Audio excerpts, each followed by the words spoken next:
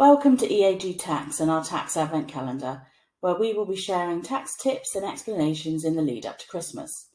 For day 18, we will cover trusts. Trusts can be a useful tool to protect wealth, provide an element of control over the spending habits of beneficiaries, and allow for the continuation of payments in the event of death.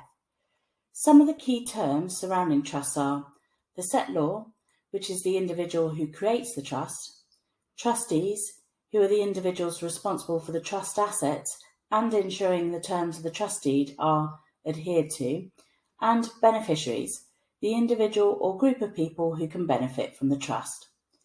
Common use of trusts include division of assets on death, where there are complex family structures or income is required for the maintenance of the widow, grandparents transferring wealth to finance the education of their grandchildren, trusts to protect vulnerable persons.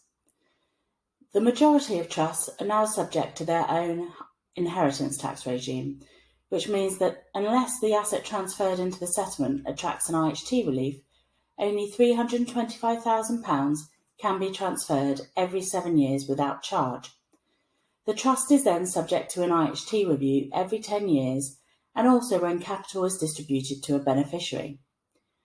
When transferring an asset within the capital gains tax regime, there is a specific relief which enables the deferral of the capital gains tax liability by passing on the settlor's tax cost to the trustees.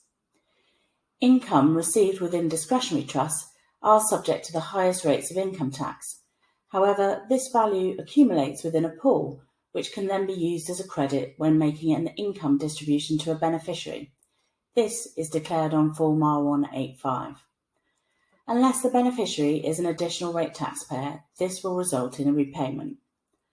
Where a life interest has been created and the income mandated to the beneficiary, the trust can be taken out of self-assessment with HMRC approval, as long as the beneficiary reports the income themselves.